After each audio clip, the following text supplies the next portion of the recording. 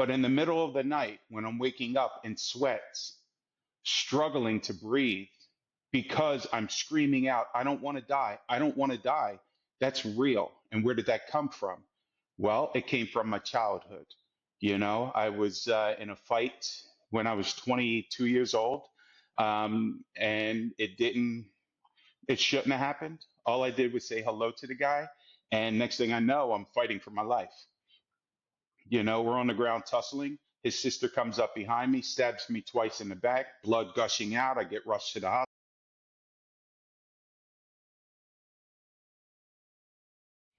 All right, Lenny, welcome to the Book Thinkers Life Changing Books podcast. We're here to talk a little bit about your book, Resilient: Achieving the American Dream. And here's question number one.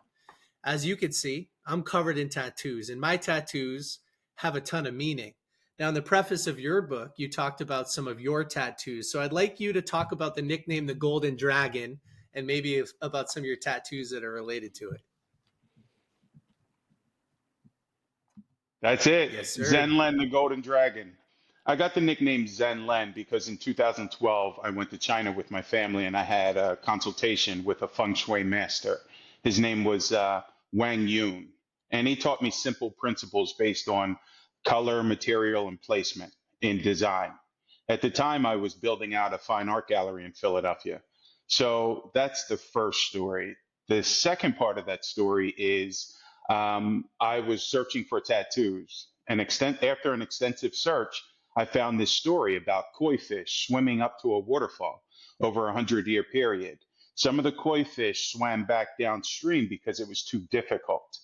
And so for the ones that kept swimming towards the waterfall, they found, power in resilience and fortitude, and they just kept going, no matter what, no matter how hard the swim upstream was, they just kept going. And they finally reached the waterfall. Now, the whole goal was to get to the top of the waterfall.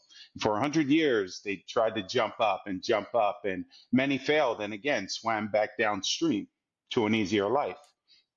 There was one particular koi, one special koi that realized if I swim down to the darkest and deepest part of the water, I can gain momentum by swimming up and up and up. And boom, he jumped out of the water and he reached the top of the waterfall.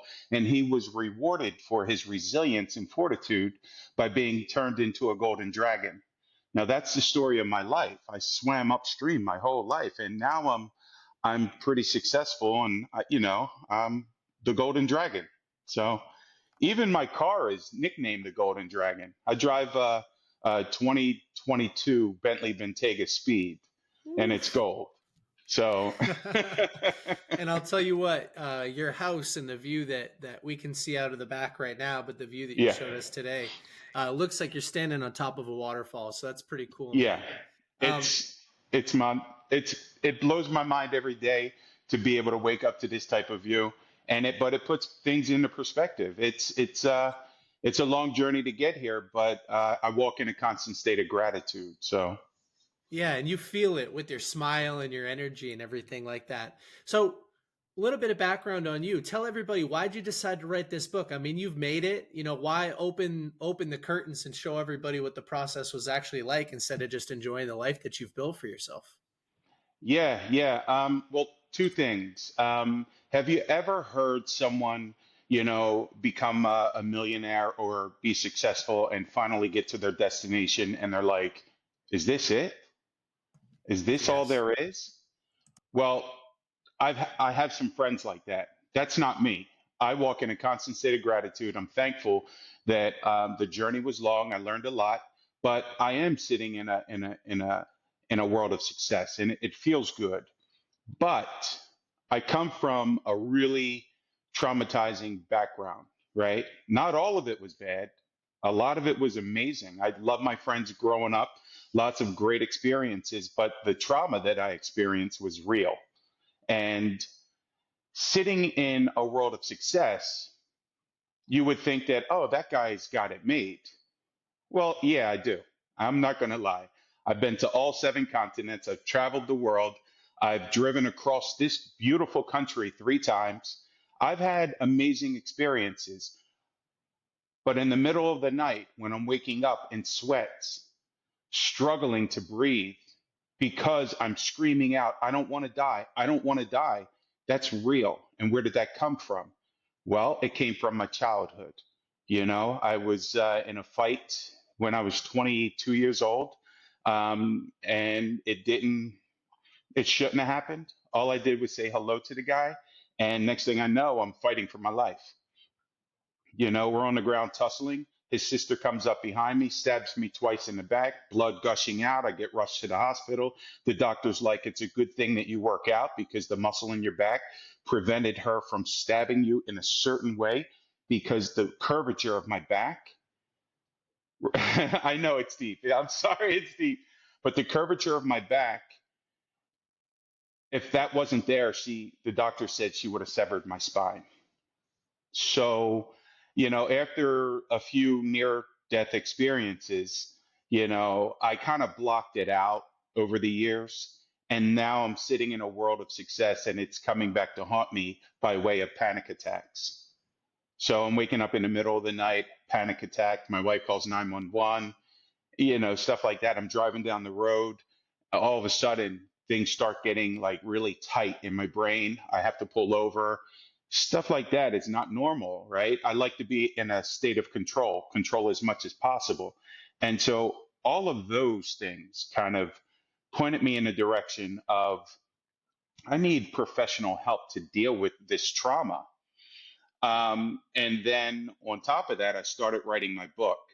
And then the trauma I had to relive again. So it forced me to go get professional help. So I wrote the book in conjunction with therapy, and it took me about 2.5 years. So I'm very proud of myself for realizing that I did need some professional help to deal with the past trauma. Lenny, thank you for sharing that story first off, and I'm very proud of you too. It's such an impressive story hearing that, you know, what you came from is just incredible. And it's so inspiring. I've read your story and like it gives me goosebumps even thinking about it, but like actually sitting here talking with you live also is so inspiring to see someone like you that has just achieved so much. I want to understand what is, your the title of your book has it's resilience, achieving the American dream. So, what is the American dream to you? And what does that mean? And I think a lot of people today, we have these different versions of what the American dream is, and I think a lot of people don't think it's possible. So, what is your, I guess just start with, what is your version of this American dream, and do you think it's possible for anybody? Yes, I think the American dream is possible for anyone. But the title of my book, Resilient, Achieving the American Dream, there are two subcategories, right? And I put them in the form of a question. What does success mean to me, right? The fact is, the definition of success for me has changed over the years because I've reached multiple levels of success. So I had to keep changing it, right? For me, success means today, right? This is Monday, the 24th. Today, success means to me helping my friends and family achieve their goals, right? That's all that I really focus on. I actually went back to school. I'm currently in the Jay Shetty certification course for life coaching, professional life coaching. I've reached the highest level of success that I never thought that I would be this at this level. So my main focus is getting my professional certification and giving back. I'm going to spend a good portion of my life helping other people. That's that's success to me, right? The second question that I always ask myself is, what does happiness mean to me? And that's providing opportunities for my immediate friends and family, right? My wife, my kids, my day one childhood friends. Um, I want the people around me to be healthy, wealthy, and wise, right? So resilient, achieving the American dream is very personal to me because I feel like I have achieved it. And with those two questions that I ask myself all the time, that defines it for me. So, yes, I believe anyone can achieve the American dream, but they may have to redefine what that means to them. And so, if they can redefine what happiness means to them and what success means to them and form it, put it in a form of one sentence, I think that they would find a clearer path to achieving the American dream. Such powerful advice. Amazing. Now, I want to go back when you were experiencing. Okay, I mean, you've had several near-death experiences too, at least that you talked Mm-hmm. about in your book, which is wild. So it's not just this one stabbing event, but that one's, I mean, seems to be like probably one of the most traumatic ones that you experienced. When you were Mm-hmm. in that moment, what was your dream then? Was it just I want to live? Was that it? Was that what pulled you through? Because I think that a lot of people, if they got to that point, I mean, not only all the Mm-hmm. struggles that you had, it's just a great point to just be like, okay, give up. This is a sign from God that I'm just not supposed to keep going. So what kept Mm-hmm. you going? Well, to be honest with you, a few years prior, I was in high school, right? I was a high school football star. I was a running back and free safety, and I was recruited by Division I schools in the country. I ended up going to visit the University of Pittsburgh. So I was going to be the first person in my immediate family to go to college. I wanted to be in the NFL, right? I wanted to buy my mom a nice house, right? So I went on a visit, and it was mind-boggling how many emotions I went through as I walked through the locker room. As I walked onto the field, I felt goosebumps. I felt this amazing sense of gratitude.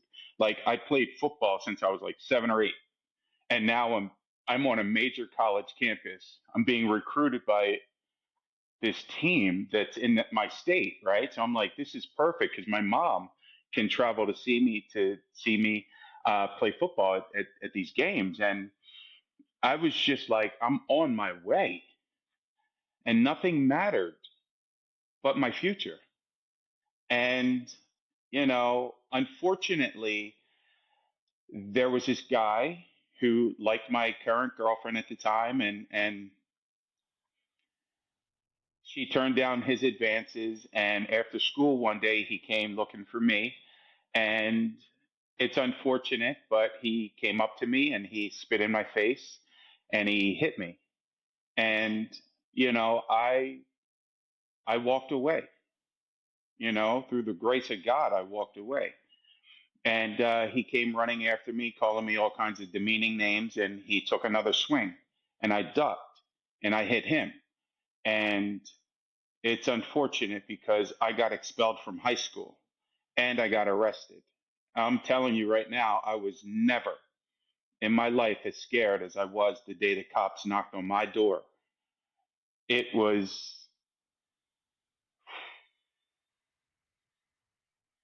I lost everything. I got arrested. I was charged. I was looking at 15 years in prison. I was lucky to get 1 year probation. And so when you lose everything and then you have to go tell your grandmother who believed in you, hey, Grandma, I'm so sorry. And, when she says that you broke her heart, right? You just find something inside of you to ensure her that you will be successful no matter what. And I promised her that I would be successful. And so after that point, all I did was focus on being successful. That's it. So I made my grandmother proud. I'm sitting in a world of success because she loved me and believed in me. Yeah, thank you so much for sharing that. And you can hear the emotion in your voice. I think there are probably some people grabbing the Kleenex box in the audience right now. Um, you know, there are a lot of people that listen to this podcast, Lenny, because they want to hear stories like this. They might be in a similar position. They might be, out on probation right now, thinking that their life fell apart, not realizing that maybe they were meant for something bigger and there was a different plan. Do you ever think back to moments like that? And if you could go back in time and tell Lenny, who's the cops are knocking on the front door and you're scared for your life and you're worried about what your grandma's thinking and it's a confusing time, what would you tell that person? I mean, is there anything you could say that would make them feel better? Absolutely, absolutely. In therapy, I learned a tool.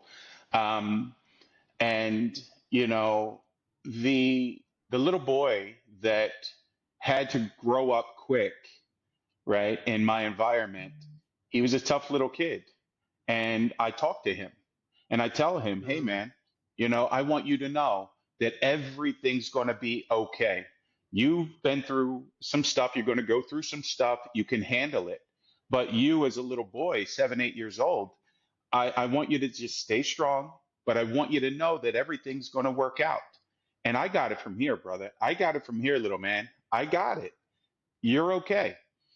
You can go play, right? And so I talked to myself as a grown man reflecting on that little boy's life and what he was seeing at that time. He didn't know about the world. He didn't understand how things really worked. So I want him to know that everything's going to work out just fine and that I'll take it from here.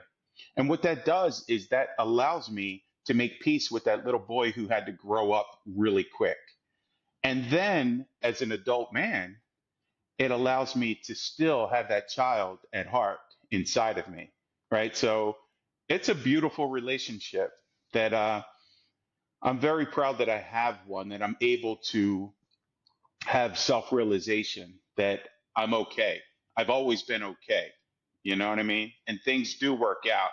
You have to work at it, you have to put into action.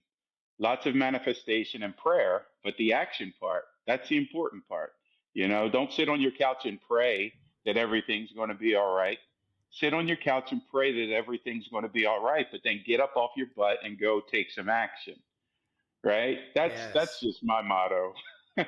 No, I think you're right. It's manifestation plus action. Hmm. You've got to visualize it, but you've got to close the gap.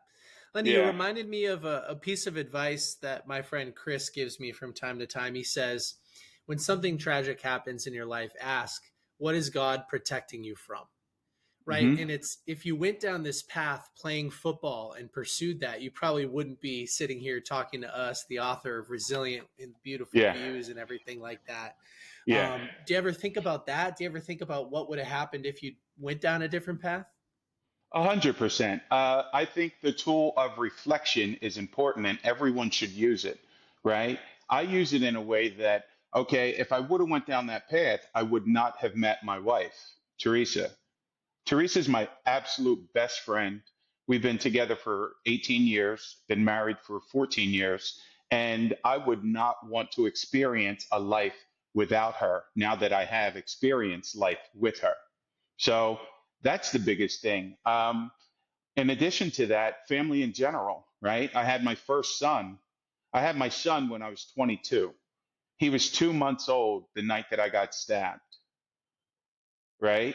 So I'm thankful that I got through that mess. Actually, back to that story, 3 weeks later, that same guy that I got into a fight with was on a payphone next to a tavern, a bar that we lived around. I was walking by. He says, hey, what's up, man? I didn't recognize him. I walked through the parking lot to go through my mom's house or go to my mom's house, and he pulled out a gun on me and he put it right in my face. And I told him what I didn't really think about what I had said. But I used a couple of curse words and I told him, look, dude, if you're going to do this, go ahead and do it. If not, you know where you can go. Right. I turned around and I walked home and I'm thankful that I'm here today.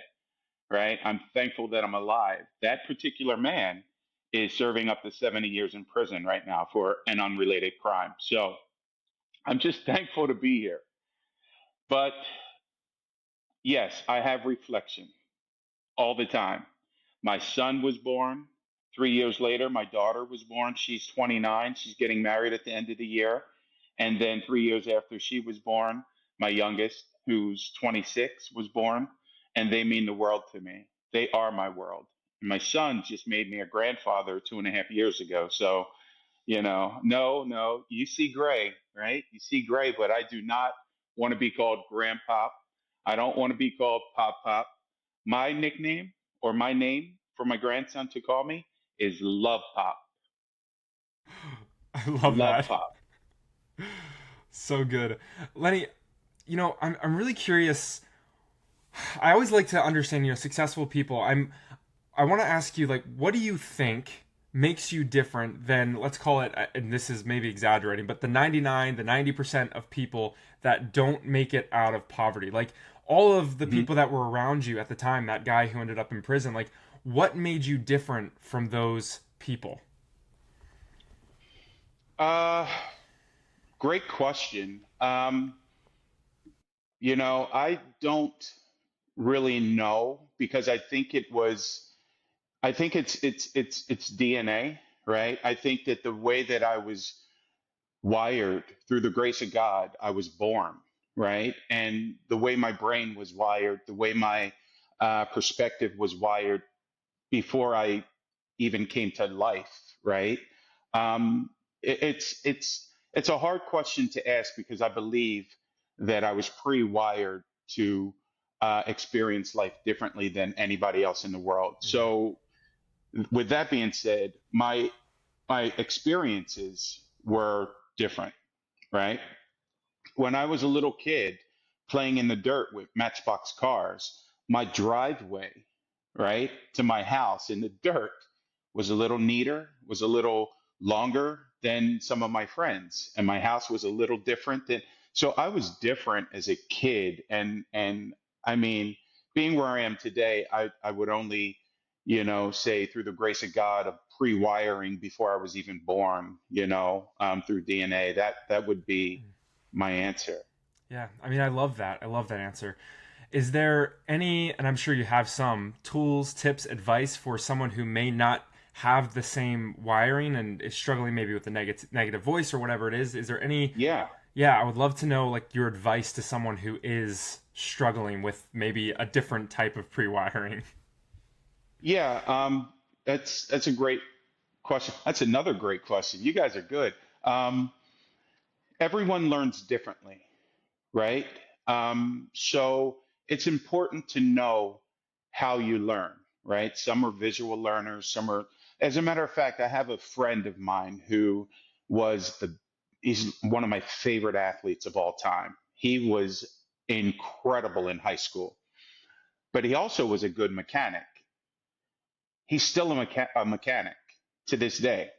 50 years later, he's still a mechanic. He's Wow. never once had the entrepreneurial spirit where he wanted to own his own shop or multiple shops. He never showed any desire of that.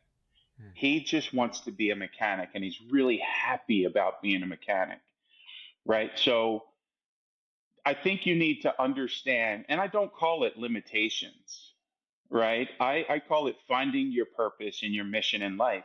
And not everybody's destined to be financially secure. Some people are, that's not what drives them, right? Passion, um, helping others, doing whatever their passion is or their mission is drives them. And it sucks that we live in a society where money is super important. I wish it wasn't, right? I'm a big advocate for people finding their purpose and people finding their mission, and a lot of times that is what's going to make them happy. I just wish that it paid well so that they could have a quality of life. Um, it's just it's a hard question to ask because people do learn differently. I would say learn how you learn the best and try to take you know steps in cultivating that. At the same time, try to find your passion and mission, and being aware that the world around you costs money. So find a happy medium to be able to have some sort of quality of life that ensures that you can still do your passion and mission. I'm wondering, is this the same advice that you give your three children? I mean, the resilience that you were able to create through the difficulty of your upbringing is probably very different than their Hmm. reality. So I'm Hmm. curious, how do you recommend anything to create resilience in the environment that they grew up in, and how are you Yeah. helping them with their passion, and any context there? By the way, I'm expecting my first kid a little bit later this year, which is why I'm asking, because I'm looking for all the parenting advice I can get. Oh, well, congratulations on the first kid. Um, Take a lot of video, a lot of photos, um, have them read a lot, and then, try to learn them, right? One thing that I've tried to do with my kids is treat them all the same. If I could go back, I would play a lot more sports with them. I would um, have more tea time with them, right? I'd ask questions about their interests, which I never really did that, right? And my kids now are 32, 29, and 26. I wish that I could do it all over again. I would learn them better instead of trying to be a parent. I was a young parent at 22. I had no idea what I was doing. Just trying to figure it out, right? And I took that same mindset with starting 12 startups, right? Small businesses. I had no idea what I was doing. I was just figuring it out along the way.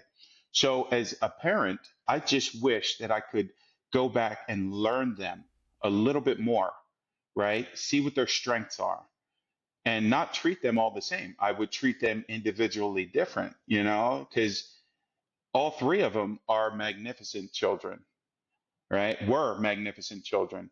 And now they're adults and they are incredible people. They have empathy, they have compassion, they're smart, they're kind. They only want to help other people. I'm thankful that, I had a bit a part in that.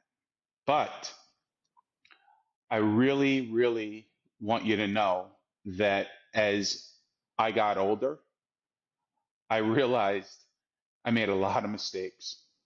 And so now I treat them differently, right? Now I try to learn them individually. And I I try to teach them what I know if they ask. Because as a parent, you're opinionated. It's, oh, you should do this, you should do this, and you can't, as they become adults and search for their independence. It can cause some fights, right? Dad, you always tell me what to do. Okay, all right, and they're right. But my advice to you and to other people, being a parent, is learn your kids from day one. Just learn them and try to cultivate their strengths, right? From an early age. Just find out what they're strong in and cultivate that.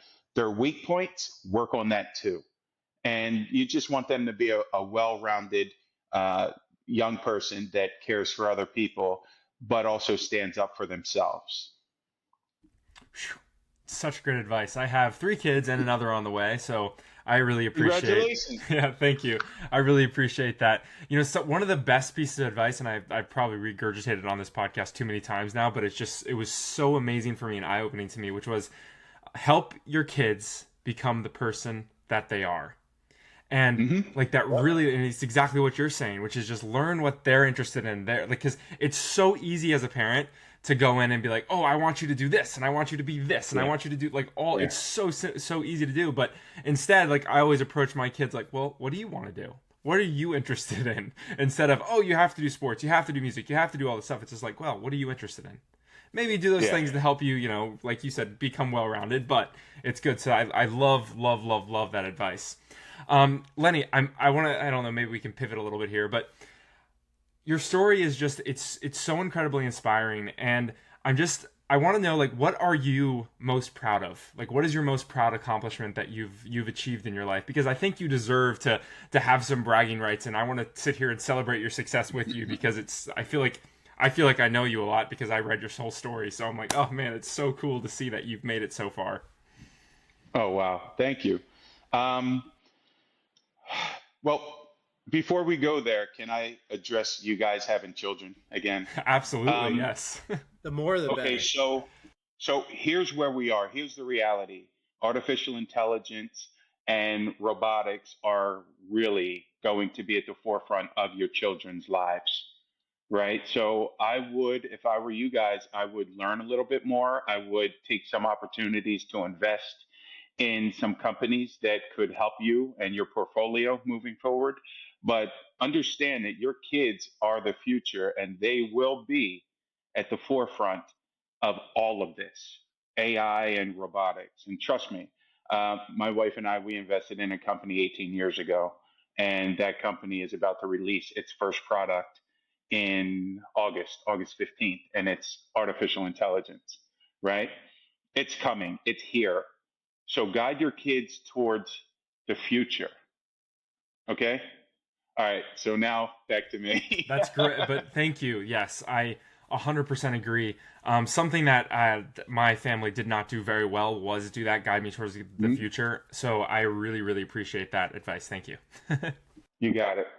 Um, I'm I'm proud of a lot of different things. So let me start by saying I'm proud that I am a person of color. I'm a black man in America. And, I feel that um, the American, the, the American government and America in general should be kinder to people of color, right? I am proud that I have not let my bad experiences jade me. I am a proud American. I don't do the Republican Democratic thing. I'm kind of down the middle. I don't judge people that are this or this.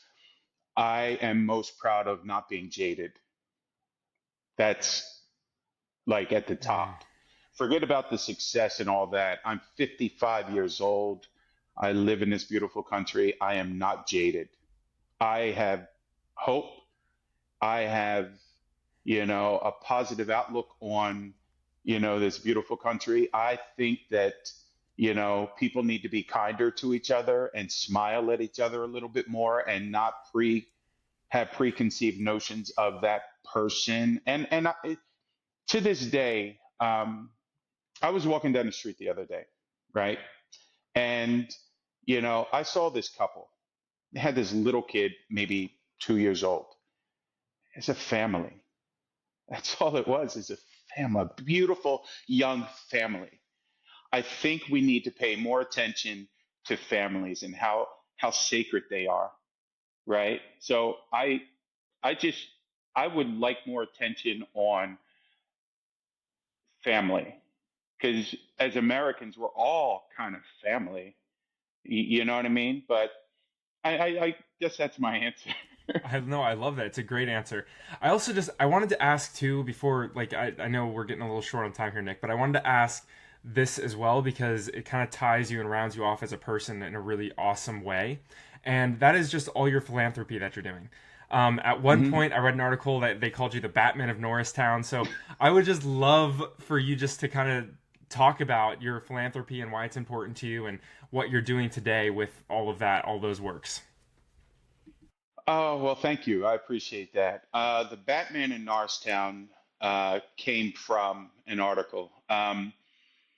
Basically, my wife and I, we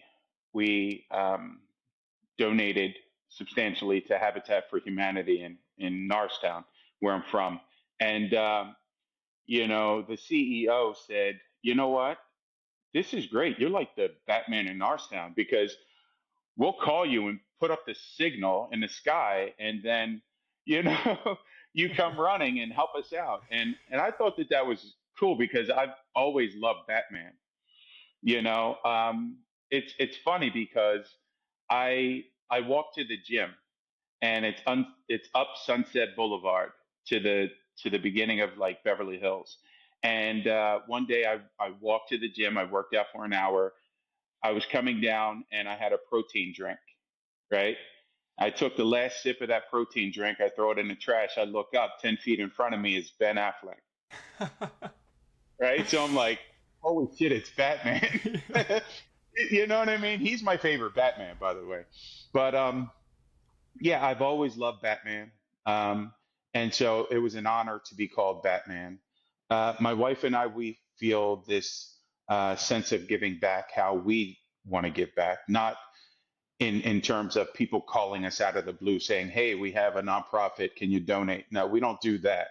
We already know how we want to give back. And, because of our success, we feel committed to giving back. And housing is one of our primary platforms of giving back. So, yeah, we wanted to make sure that people in the town that I grew up in would have an opportunity to own a home. So at the time, I think we donated an opportunity to own 10 different homes for 10 families. And I think that equated to about $1 million. So I knew that a child in a home would have a better opportunity, right? A better foundation to be successful moving forward. So Teresa and I, we decided on that. It's amazing to hear you share that story, and impact is one of my core values and something I'm continuing to explore different ways that I can give back, especially keeping that as a primary focus as our business grows and as we can continue to expand our reach. Lenny, here's my last question because we've only got a couple of minutes left. In your book, and I'm going to use a metaphor that you didn't say explicitly, but I think you'll probably agree with. In your book, you show that the roads to success and failure are the same road. It's that you just continued to persevere a little bit longer than most people probably would. You dodged a few more potholes. Hmm. You overcame a few more car crashes than the average person does. And what final words on resilience do you have for everybody listening? If they're on the edge, they might want to buy the book and read your story, but they're not quite sure. They just need one more kind of motivational kick in the butt. Uh, Thank you for the question. People got to learn how to do the right thing the right way until they get the right results, right? Be mindful of each step, right? Don't worry about the destination. That is what it is. The real goal is to take a step forward towards your passions, towards your ambitions, towards your mission, and then take time to reflect, right? Because you started at a certain place and you started walking 10 steps in, you're 10 steps ahead of where you were. Pat yourself on the back, look back, reflect on what it is you accomplished. Because by the time you get to your goal, that journey along the way was the goal. You just didn't know it. Maybe someone didn't, let you know or tell you. Well, I'm telling you right now, the journey is the best part. The destination is the aftermath, whatever. When you appreciate the journey, when you take time to reflect on everything that you've done from step one to step 10, you can duplicate that over and over and over for the rest of your life. You will find the pathway to success by taking a step, reflecting, and appreciating where you come from and what you've done. And that's it. That's something to take with you for the rest of your life. A lot of people, I don't know if they are concerned about the destination. They get there and I don't know, maybe they turn back and say, is this it? No, that's not it. The journey was the destination. That's the key. And that's all. That's all. So powerful. The real goal is to take a step forward every day. Like that is so powerful. Man, Lenny, all right. I've got two more questions for you and then, then we'll let you go. Although I feel like I could talk to you all day. It's been such a blast listening to you. All right, the Likewise. first question is where can people go to find out a little bit more about you and learn about what you're doing? And obviously I'll link all this stuff in the show notes. I have a website, lennybazemore.com. Um, again, I'm in the Jay Shetty professional life coaching certification course. after I get my certification, I will dedicate a good portion of my life to giving back and helping others. And I will do so through life coaching. My book is available on Amazon. It's in all platforms. All types of people will get something out of this book, right?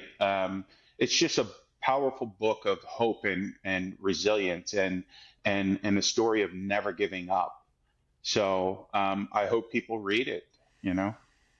Yeah, absolutely. And I agree. It's a beautiful story. I appreciate you so much for putting it all down on paper and taking the time to do that. I know like how hard that is it's hard to write a book, and then when you have a really traumatizing story, I can imagine that it's even harder. So I thank you so much for spending the time to do that.